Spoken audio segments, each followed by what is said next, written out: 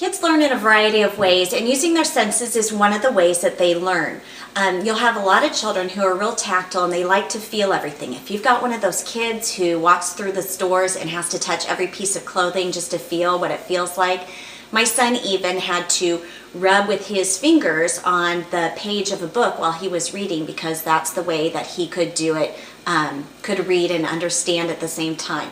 So today we're going to make a sensory box, and this is type of sensory, it doesn't have to be a box, but this type of activity is great to start your little infants playing with.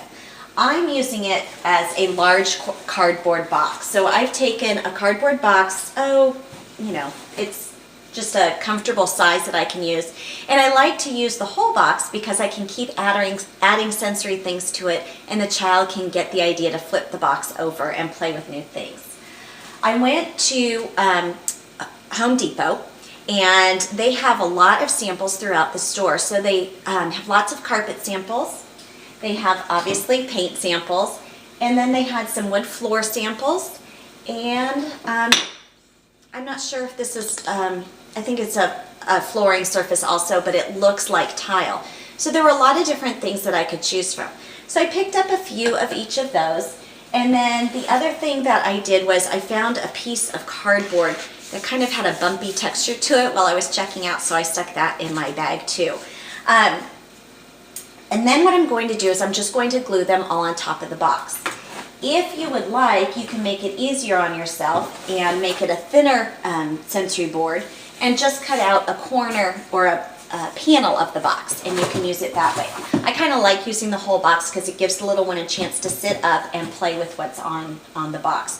So I'm going to use hot glue, but I think if you have a little one who's relatively strong and can pull things off, I would use a little bit of a thicker glue, such as a tacky glue, or there's some real good industrial strength glues that you can get at the craft store. So to start, I took the different carpet pieces that I had and I laid them out on my box. I'm going to do 2